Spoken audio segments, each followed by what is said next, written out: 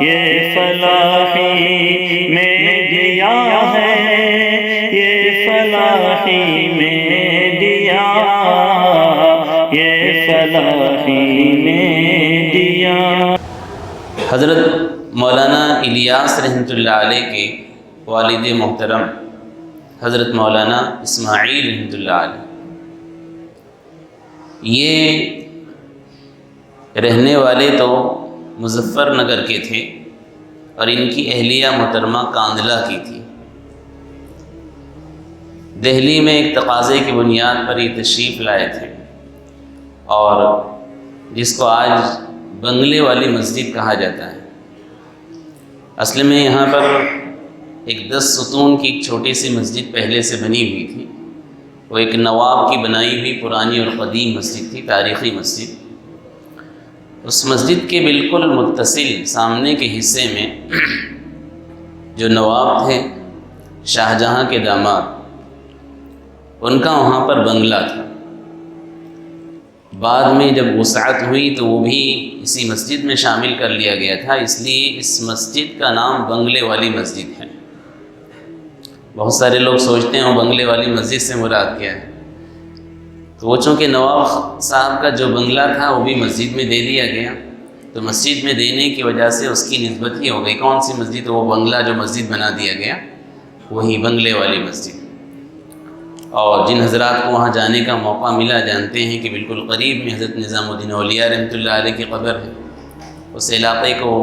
بلکہ وہاں کے ریلوے اسٹیشن کو بھی حضرت نظام الدین اولیاء رحمۃ اللہ علیہ کی طرف منسوب کیا گیا ہے، تو پھر اس مرکز کا نام بھی نظام الدین مرکز رکھا گیا اسی نسبت کے اوپر۔ تو حضرت مولانا اسماعیل صاحب رحمۃ اللہ علیہ یہاں تشریف لائے تھے، اور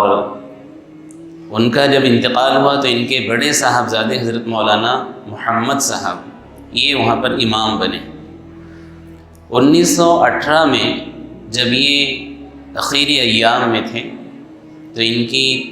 خدمت کے لیے اور ان کی عیادت کے لیے حضرت مولانا الیاس صاحب رحمۃ اللہ علیہ، جو دارالعلوم دیوبند سے فارغ ہونے کے بعد مظفر نگر میں استاد کی حیثیت سے تقرر ہو چکا تھا، وہ یہاں پر تشریف لائے اپنے بھائی کی خدمت کے لیے۔ اور 1918 میں جب یہ یہاں تشریف لائے اپنے بھائی کی خدمت کے لیے تو چند دنوں کے بعد ان کے بھائی کا انتقال ہو گیا، حضرت مولانا محمد صاحب کا۔ ان کے انتقال کے بعد وہاں جو مقامی افراد تھے وہ لوگوں نے حضرت مولانا الیاس صاحب رحمۃ اللہ علیہ کا بہت زیادہ اصرار کیا کہ ہم تو تم کو جانے نہیں دیں گے، آپ کے والد یہاں پر امام تھے، ان کے جانے کے بعد آپ کے بڑے بھائی امام تھے، اس لیے آپ کو تو ہم یہاں سے جانے نہیں دیں گے۔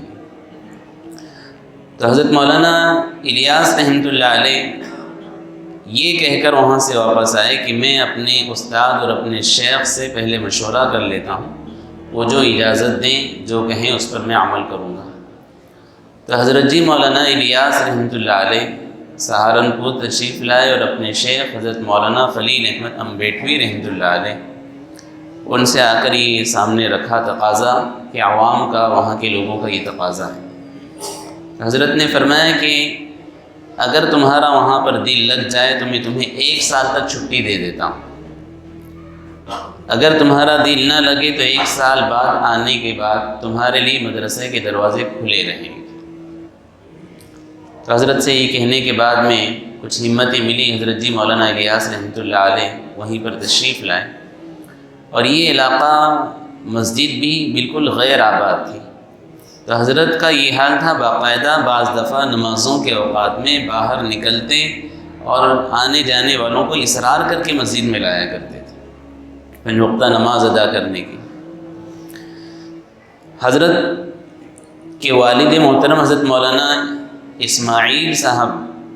ان کے متعلق نقل کیا گیا ہے کہ دہلی میں میوات سے کام کرنے والے بہت حضرات آیا کرتے تھے، تو مولانا الیاس رحمۃ اللہ علیہ کے والد محترم مولانا الیاس صاحب رحمۃ اللہ علیہ خود گھریلو اعتبار سے بہت زیادہ اللہ تعالیٰ نے مالی فراوانی عطا فرمائی تھی، بڑی بڑی کھیتیں، باغیچیں کاندلہ میں اس وقت بھی ان کی تھیں۔ مولانا اسماعیل صاحب رحمۃ اللہ علیہ باقاعدہ ان آنے والے دیہاتیوں کو یہ کہہ کر کہ تم کام کرنے کے لیے اور سیکھنے کے لیے آئے ہو، تو اگر میں تم کو تنخواہ دے دوں دین بھر کی، تو کیا اس تنخواہ کو لے کر تم کچھ دین سیکھنے کے لیے وقت دو گے؟ تو میوات کے جو ساتھی تھے وہ تو بڑے خوش ہو جاتے کہ دن بھر کوئی مٹی محنت مزدوری گڑھا کھودنے کا کام نہیں، اور یہاں پر دین سیکھنے کو بھی ملے گا اور تنخواہ بھی مل جائے، تو خوشی خوشی وہ لوگ آتے تھے۔ تو حضرت مولانا اسماعیل صاحب رحمۃ اللہ علیہ سے ان کا گہرا تعلق ہو گیا میوات والوں کا۔ اس کے بعد وہ میوات کے بہت سارے افراد یہاں دہلی میں آ کر بسے۔ حضرت جی مولانا الیاس رحمۃ اللہ علیہ کے زمانے میں جب خود امام بنے، اس زمانے میں ہندوستان میں ایک شدھی کرن کی باقاعدہ غیر مسلموں کی طرف سے ایک تحریک چلائی گئی تھی۔ شدھی کرن کہا جاتا ہے غیر مسلموں نے لوگوں پاس جا کر یہ کہنا شروع کیا تھا، خصوصاً ایسے مسلمان جو کم علم ہوتے تھے، دین سے دور ہوتے تھے، ان کو کہا جاتا تھا تمہارے اصل باپ دادا فلاں فلاں مذہب سے تعلق رکھتے تھے، آریہ مذہب سے، برہمن مذہب سے اور ہندو مذہب سے تعلق رکھتے تھے، اس لیے تم لوگ غیر مسلم بن جاؤ، ہندو بن جاؤ، فلاں مذہب کے اندر داخل ہو جاؤ۔ تو اس موقع پر حضرت جی مولانا الیاس رحمۃ اللہ علیہ بہت زیادہ پریشان تھے۔ اس پریشانی کی حالت میں انہوں نے میوات کا ایک سفر کیا۔ اس سفر کے درمیان جب وہاں پر پہنچے تو ان کی پیروں تلے زمین کھسک گئی جب وہاں کے مسلمانوں سے انہوں نے ملاقات کی کہ جو صرف رسمی طور سے نام کے طور پر مسلمان تھے، اسلامی کوئی بھی چیز ان میں باقی نہیں تھی۔ حالات وہاں پر اتنے خراب تھے کہ اگر کسی شخص کا انتقال ہو جائے تو نماز جنازہ پڑھانے کے لیے کوئی شخص دور سے آ جایا کرتا تھا، دہلی وغیرہ سے، وہ نماز جنازہ پڑھا کر چلے جاتا تھا، لیکن اس کے بعد اس علاقے میں دینی اعتبار سے کوئی چیزیں اور بیداری نہیں تھی۔ تو بہت زیادہ متفکر تھے۔ اس زمانے میں اپنے شیخ کے ساتھ ایک سفر ہوا ان کا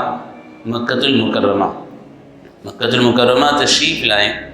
تو وہاں پر حج کے درمیان میں یا عمرے کے درمیان میں خواب دکھا جس میں حضور اکرم صلی اللہ علیہ وسلم خواب میں تشریف لائے۔ حضرت مولانا الیاس صاحب رحمۃ اللہ علیہ کو حضرت نے مسکراتے ہوئے دیکھا اور فرمایا کہ اللہ تبارک و تعالیٰ تم سے کام لے گا۔ اس موقع پر حدیث میں چونکہ درمیان میں تذکرہ آیا تو میں بتلا رہا ہوں، اگر کسی شخص نے خواب میں حضور اکرم صلی اللہ علیہ وسلم کو دیکھا ہے اور وہ سچے دل سے یہ بیان کرے، اس کی بات کی تصدیق کی جائے گی، کیونکہ خواب میں کسی نے حضور صلی اللہ علیہ وسلم کو دیکھا تو وہ حضور صلی اللہ علیہ وسلم ہی ہوں گے۔ دیگر بزرگوں کے متعلق خیال رکھیں، ہو سکتا ہے کہ شیطان کسی بزرگ کا بھید لے لے، لیکن حضور اکرم صلی اللہ علیہ وسلم کا بھید کوئی لے ہی نہیں سکتا ہے۔ اس لیے اگر کسی نے یہ خواب بیان کیا اور سچا آدمی ہے قول کے اعتبار سے، اس کی بات کی تصدیق کی جائے گی۔ بعض لوگ ایسے ہوتے ہیں کسی نے خواب نقل کیا تو اس آدمی پر آدمی کو شک ہوتا ہے، اس طرح سے نہیں ہونا چاہیے خواب کے متعلق۔ خدا نخواستہ اگر ہمیں کچھ ایسا شکوک و شبہات محسوس ہو رہے ہیں تو اس معاملے کو اسی کے سپرد کریں، اللہ بہتر جانتا ہے، لیکن اس کی مخالفت یا جھوٹی بات کی طرف منسوخ کرنا مناسب نہیں۔ حضرت نے یہ خواب دیکھا، خواب میں اشارہ کیا گیا کہ اللہ تعالیٰ تم سے کام لے گا۔ تو حضرت نے پوچھا کہ حضرت کیسا کام؟